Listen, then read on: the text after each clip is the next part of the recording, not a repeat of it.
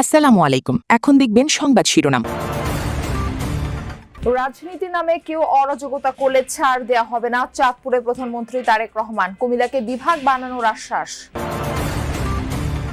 আজ ৩ মাস পূর্ণ করছে বিএনপি সরকার। চলছে ইশতেহার বাস্তবায়ন সহ অগ্রাধিকার ভিত্তিতে কর্মকাণ্ড।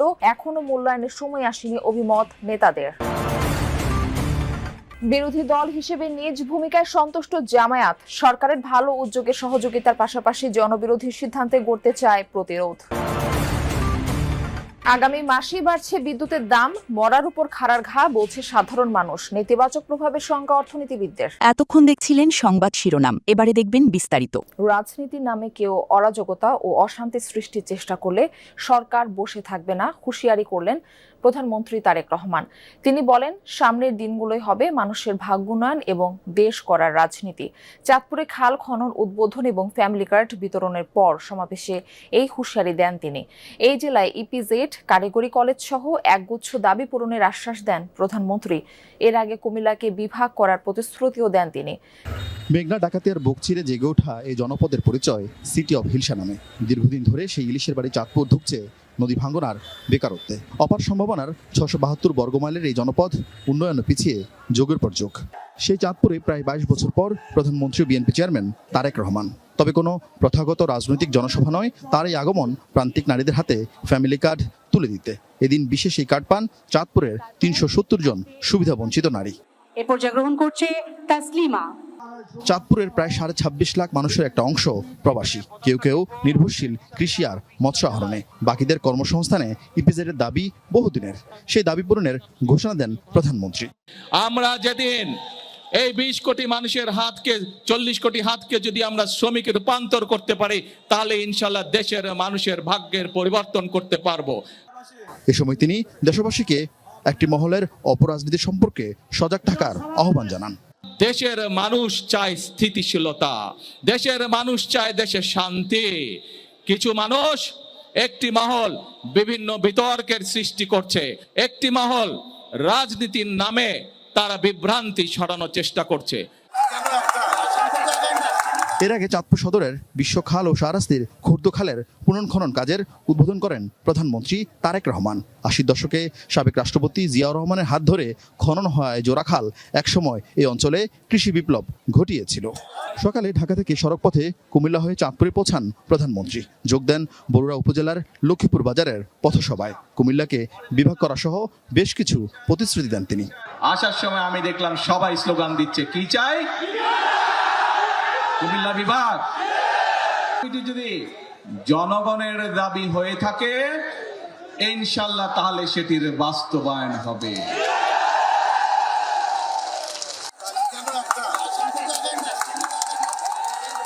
যাত্রায় মানুষের রক্তিম ভালোবাসা শিখতে হন খালেদা জিয়ার উত্তরসূরি তারেক রহমান। চলতি মাসেই নানাবাড়ি ফেনীতে রাষ্ট্র ক্ষমতায় বসার ৩ মাস পূর্ণ করল তারেক রহমানের নেতৃত্বাধীন বিএনপি সরকার। এই ৯০ দিনে নির্বাচনী ইশতেহার বাস্তবায়ন, অর্থনৈতিক পুনর্গঠন আর প্রশাসনিক স্থবিরতা কাটানোর দিকে দিয়েছে মনোযোগ। তাই এখনো সরকারকে মূল্যায়নের সময় আসেনি, মনে করেন বিএনপির নেতারা। বলছেন, ভিত্তি স্থাপনের সময় চলছে এখন। সুশাসন প্রতিষ্ঠা আর সরকারকে জবাবদিহিমূলক করাকে দেখছেন গণতান্ত্রিক যাত্রায় বিশাল অগ্রগতি হিসেবে। সরকারের প্রধানমন্ত্রী পদের কর্তব্য বিশ্বস্ততার সহিত পালন করিব। আস্থাহীনতা, মব সন্ত্রাস, অর্থনৈতিক সংকট আর রাজনৈতিক শূন্যতার এক চরম অস্থিরতার মধ্যে বিপুল জনরায়ে প্রধানমন্ত্রী দায়িত্ব নেন তারেক রহমান। প্রায় ২ দশকের নির্বাসন শেষে তার কাঁধে চাপে আগামীর বাংলাদেশ গড়ার গুরুভার। কিন্তু মসনদে বসতেই সামনে আসে বৈশ্বিক জ্বালানি সংকট। মুহূর্তেই যার ধাক্কা লাগে জনজীবনে। সংকট কেবল জ্বালানিতেই সীমাবদ্ধ ছিল না। স্বাস্থ্য খাতের অব্যবস্থাপনা থেকে শুরু করে বাজার অস্থিরতা, প্রতিটি পদেই দিতে হচ্ছে কঠিন অগ্নি পরীক্ষা। ৩ মাস বয়সী বিএনপি সরকারের দাবি, দক্ষতা আর আন্তরিকতাই সেই প্রাথমিক ধাক্কা সামলে সাফল্যের পথে যাত্রা শুরু করেছেন তারা। ৯০ দিন ছিল স্রেফ প্রস্তুতি। আমাদের বহু ঋণ শোধের সময় হয়ে গেছে, কিন্তু সেই ঋণ করে যা করা হয়েছে সেখান থেকে রিটার্ন এখনো পাওয়া যাচ্ছে না। এর ফলে অর্থনীতির উপর একটা প্রচণ্ড চাপ সৃষ্টি হয়েছে। ৩ মাসের মধ্যে কোনো কিছুরই তারা ফল দেখতে পাবে না, কিন্তু মানুষ এটা তো দেখবে যে সরকার তার কল্যাণের জন্য কাজ শুরু করেছে কিনা।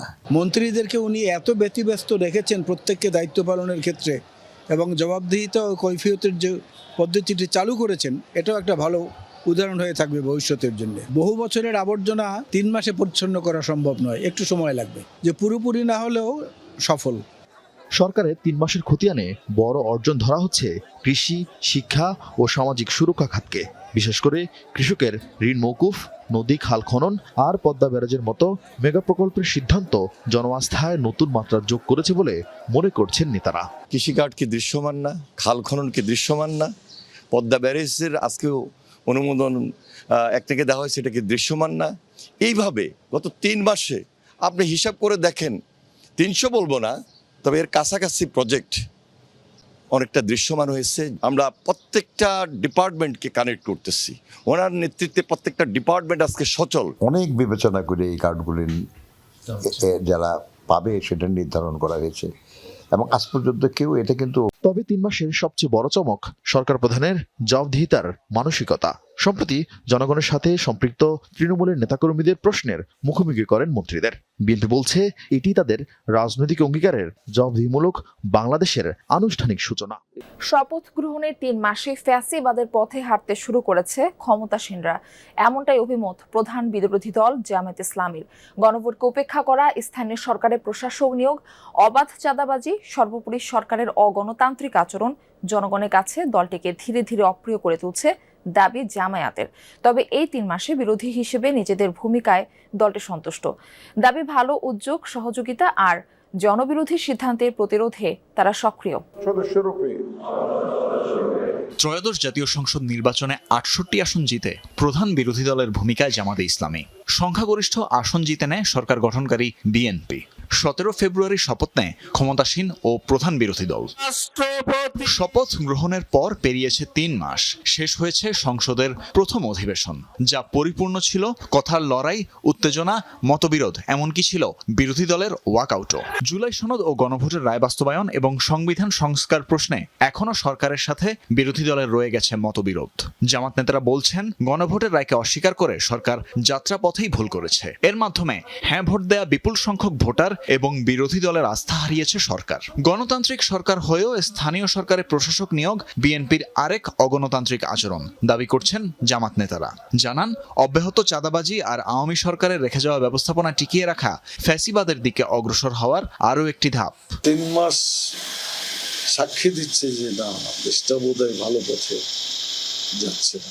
তার যে উদ্যোগ থাকা দরকার, সে উদ্যোগটা আমরা এখনো দেখতে পাচ্ছি না। ফ্যাসিস্ট সরকারের দলের করছে, এখন বর্তমান সরকারের সরকারি দলের লোকেরাই